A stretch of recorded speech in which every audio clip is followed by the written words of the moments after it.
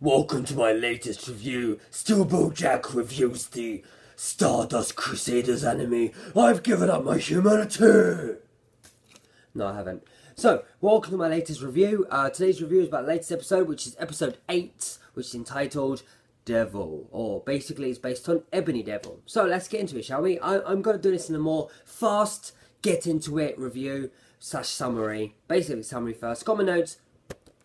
And I've got, of course, my manga right here. So let's get right into it. So, of course, first of all, as it starts... oh, it's fell over. Let's get my notes here. I don't have the best of memory. I do apologise, but I have seen it. Don't you worry.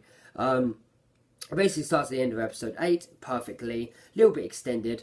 Not too much. Don't you worry. Then there's a new scene. As soon as they actually show it, them go into the hotel and they go, can we have a room? And they're like, oh, we don't have that many rooms. And he's like, okay, can we have like 4 rooms, 2 per? Then you've got like Abdul like, well, I'll go with Joseph. And then you got Jota like, And then Kakuin's like, well, I'll go with, fuck it, I'll go with Jota. And it's like, you got Ponref like, well, guess I'm left. And he talks to Anne, the girl. And he's like, well, guess you're with me, brat. And she's like, oh, I don't want to be with him, no, yeah. And fuck it, she's with him, that's what happens. Then you get an anime-only Jotaro smile where he goes, That's only in the anime at that point, by the way. Just wanted to tell you. Then, of course, he goes to his room, and you got Debo coming out the fridge like, that. And that's when it goes into the intro. Then you go straight into the episode, and you get a new scene with Jotaro and Kakuin, and basically it's them going into their room, and they're just like getting a phone call, and it's like, wait a minute. Do I have to go to your room and meet up? Okay, gotcha. And they go into the room, meet up, blah blah blah, and that's all done. That's all cool. Whatever. I thought it was a cool edition, mini edition. Anyway, I'll get into the review part later. Then later on, there's a part where they do the fighting, of course, and when it gets to the point where the bellboy comes in, like, Mr. Polnareff, I brought your medicine that you asked for, and of course he's supposed to, basically the doll that's being manipulated by Debo is supposed to cut through the face falls off and he goes like that. Well, in the thing, it cuts through like about that much of the face, and it blackens it out, and then after that, it has like the, because in the manga, it has a part, I'll show you right now, there's a part where it shows him, where it only shows like the face, be it like the the shadow of the face. For example, this part here, it shows this part right here where this is the puppet, this is the ball boy, goes to cut the face, and they show an extended version of that where it actually shows him going like that, and basically what's supposed to happen is this, but of course they don't show that because it's anime. So what they actually show is they show about this much. And then instead of doing that, they go back to this and they just show like the face being cut off. And they go to a face that's basically blacked out with black shadow like that, with the eyes like showing like this, by the way, and falling like that onto the floor. And I'm thinking, you know what, that does not matter, it doesn't bother me, the censor doesn't bother me, I can understand that, because, I've been in Japan for a while, I've seen shit like that, and I'm like, yeah, I understand that, and that's pretty fucking awesome. By the way, I do apologize. I'm drinking out my JoJo tumbler, as you can see, like that. JoJo tumbler right there. Alcohols. Don't go crazy. Like me. No. Don't drink and do dance. Do dance and dance. Anyway, let's move on to it, shall we? So, the next part of it, basically, it goes into a commercial, and when it comes back from the commercial, it shows Ebony Devil as the stand. So that's like, okay, yeah, of course, he's the main antagonist of this episode. Of course they would do that. And then it comes up with a new stand, which is Jotaro and Kaku, a new stand, and a new part of that's not in this manga, where Jotaro and Kakuin knock on the door of Anne and go, excuse me, well, not excuse me, because it's Jotaro. It's like, where's Polnareff? And it's like, I don't know, he's not in this room. This was his room though, where is he? Kind of thing. And basically, they walk off, and then there's a fight between them, the Ebony Devil and Polnareff going on, which I wanted to see because it's pretty awesome. And then it goes into a new scene, which is Joseph and Abdul, but it's really cool what they do, because in the manga, I'll show you, in the manga, it's really well done. I thought it was really fucking well done, to be honest. F word, I use the F word. which is this part. Basically, what happens is right here, he throws the duvet over him randomly, Silver Chariot, and catches him in the bag, the puppet I'm talking about. But what happens is, in the actual anime, the way it's done is awesome, because it's like, you don't know if he's done it, he flies up like that. Silver Chariot flies up the duvet and goes, shh, like that. And as he goes, like, for example, let's say it's the duvet, he goes, shh, and the face goes, shh, and this face turns into Joseph, so it's like, Joseph, and Joseph is like sitting in his bed, and he's talking to Abdul, like, we've got to meet up here.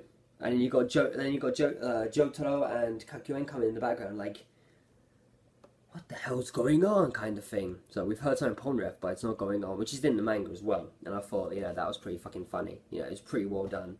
Now I'm going to turn my page. Notes.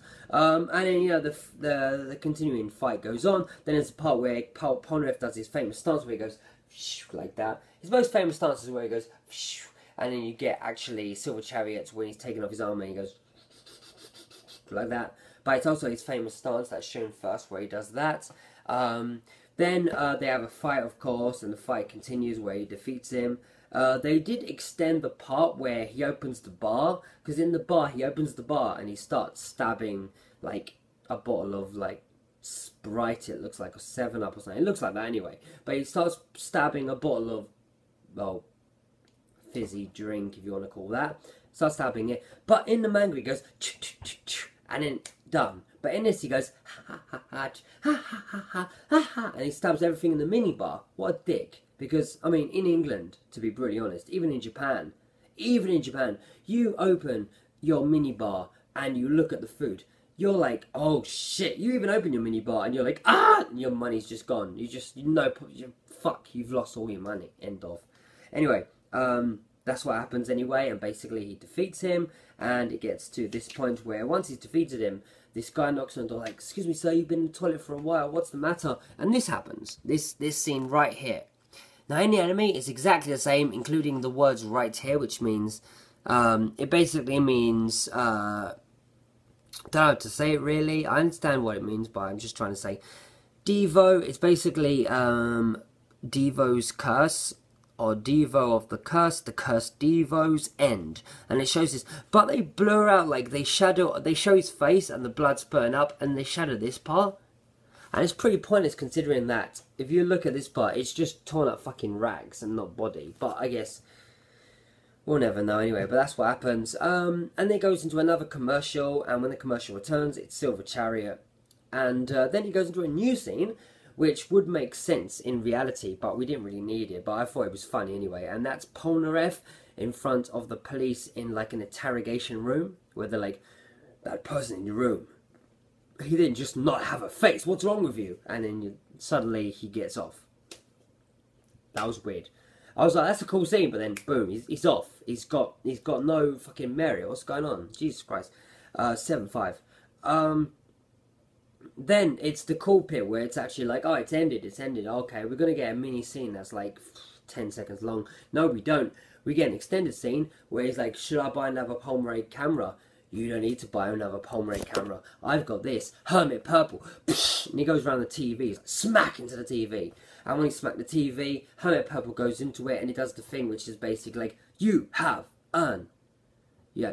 someone that will go around you. You're like, go around me? Does that mean someone's going to betray me? He's like, the betrayer is Kakyoin. It's like, Kakyoin's a betrayer. And then suddenly it shows up Dio and he's like, wait a minute, let's keep on this. And Dio comes and does his famous word, Kisama, mitiruna, which basically means, you're watching me, aren't you? And he's aiming at Joseph Joestar. He's like, Joseph Joestar, Kisama, mitiruna, kind of thing. You're watching me, aren't you? And that's basically what it goes. And it ends by showing Kakyoin like basically showing off Yellow Temperance, which we'll get in the next episode. But I will say, if you don't know, you'll see on the next episode. Then it goes to episode 9, which is called Yellow Temperance. Now, about my review. The new scenes, there was actually quite a lot of new scenes in this, and they were pretty fucking funny. There was like, you know, they knocked on that Anne's door. They had more Jotaro in the episode.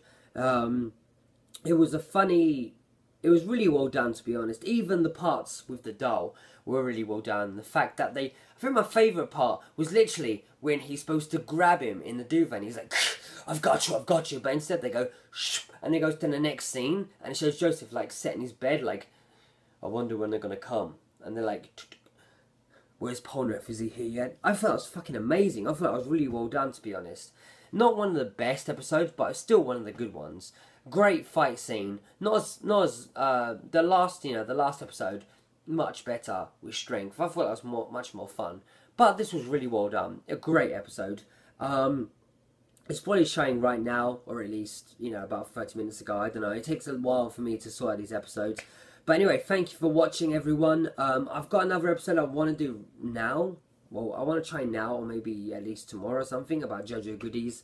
I don't think many people really care, really. I want to try and get into more kind of games to show off, but I'm too busy with translations and working with different websites for translations. But anyway, thank you very much for watching, guys. It means a lot to me. It really does. Thank you for watching. JoJo. Button President.